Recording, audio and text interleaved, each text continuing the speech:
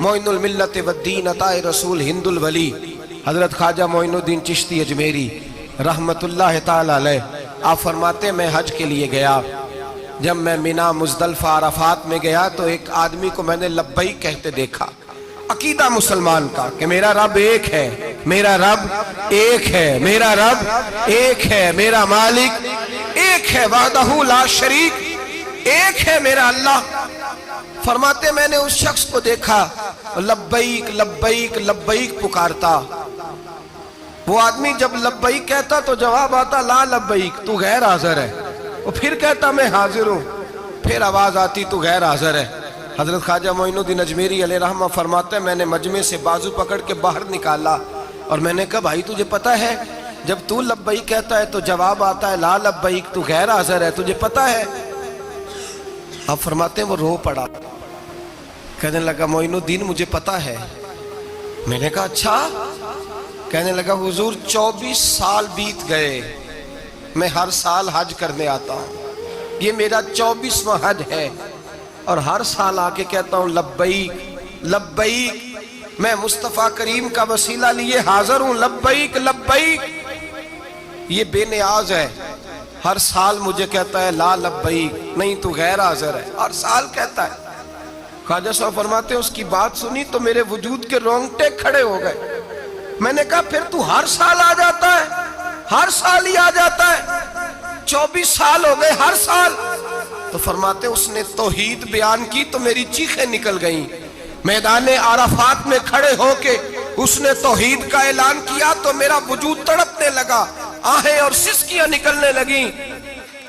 کہنے لگا معین الدین ایک ہی تو رب ہے، یہاں نہ ہوں تو کہاں جاؤں، تو کوئی اور رب بتا دے میں وہاں چلا جاتا ہوں، جب ہے ہی ایک آنا ہی اس کے دروازے پہ، رکھے تب بھی ٹھیک ہے نہ رکھے تب بھی اس کی بے نیازی ہے یہی، کہاں جاؤں کس کے دروازے پہ جھکوں، یہی میرا مالک، یہی میرا خالق، یہی میرا رازق۔ خواجہ صاحب فرماتے میں وہاں کھڑا تھا، حاطف غیب سے آواز آئی معین الدین تو پیچھے ہٹ جا، یہ میرا اور میرے بندے کا معاملہ ہے، تو اس کے بیچ نہ آ، اگر میں نے ایک دفعہ بھی کہہ دیا کہ تو حاضر ہے تو یہ اگلے سال آئے گا نہیں، مجھے اس کا آنا پسند ہی بڑا ہے۔ 24 سال ہو گئے، جس کا بھی حج قبول فرمایا ہے اس کی لبیک کی برکت سے قبول فرمایا۔ تو بھائی یاد رکھیں اور سمجھیں، توحید یہ ہے کہ میں تیرا ہوں، اے اللہ میں مالک میں تیرا ہوں، میں کدھر جاؤں۔ میرے اعلیٰ حضرت فاضل بریلوی رحمت اللہ علیہ کے والد گرامی بڑی خوبصورت بات فرماتے مجھے دعا مانگنے کا طریقہ میری بیوی نے سکھایا ہے۔ حضرت کس طرح؟ فرمانے لگے ایک دن مجھے اس نے کوئی کام کہا، کوئی ضرورت گھر کی بتائی، تو میں نے کہا میرے پاس پیسے نہیں ہیں، کچھ دنوں میں دے دوں گا۔ عورتوں کا مزاج ہوتا ہے، گھر کے کام انہوں نے بتانے ہوتے۔ پھر 2-4 دن کے بعد کہنے لگی حضرت وہ ایک کام کہا تھا، آپ فرمانے لگی ابھی جیب میں پیسے نہیں ہیں، ذرا آتے ہیں تو کچھ کر دیتا ہوں۔ 2-4 دن کے بعد پھر عرض کرتی ہوں حضور وہ میں نے کچھ گزارش کی تھی، آپ فرماتے ہیں مجھے غصہ آیا، ناراض ہوا، میں نے کہا تو بار بار کہتی رہتی ہے، تجھے بتایا تو ہے ابھی میرے پاس پیسے نہیں، کہیں سے آتے ہیں تو دے دوں گا۔ فرماتے جب میں نے جھڑکا تو وہ بھلی مانس رو پڑی، اور رو کر کے اس نے لفظ کہے تو مجھے رب کریم کی توحید سکھا گئی اور مجھے اللہ سے مانگنے کا طریقہ بتلا گئی۔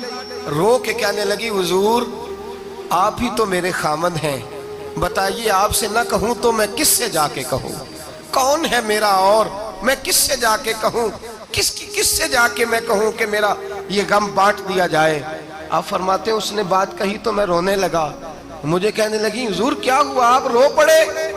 تو میں نے کہا سمجھ آ گئی ہے، جب میں بھی کہوں گا نا مولا میں بڑا پریشان ہوں، میں دکھی ہوں، میں تکلیف میں ہوں، میں آزمائش میں ہوں، میں بیمار ہوں، اے اللہ میں اولاد کی وجہ سے پریشان ہوں، اے اللہ میں جوان بیٹی کے سبب سے پریشان ہوں، اے اللہ میں فلاں تکلیف سے پریشان ہوں، اے اللہ امیر زبانہ میری غربت کا مذاق اڑاتا ہے، اے اللہ جائیدادوں والے مجھ بے گھر کو ستاتے ہیں، اے مولا زمانے کی تیز دھوپ آ گئی ہے، تو ہی میرا رب ہے، بتا تجھے نہ کہوں تو کس سے کہوں، تیری بارگاہ میں عرض نہ کروں تو کدھر جاؤں، تیرے حضور ناز نہ ہوں تو کہاں جاؤں۔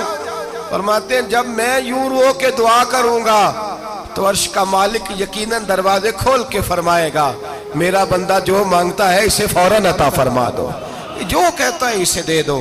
بھائی تو اللہ کی بارگاہ میں جھکے گا، جب تو اللہ کے توحید کا تجھے رزلٹ یہ ملے گا کہ جگہ جگہ جھکنے سے تو بچ جائے۔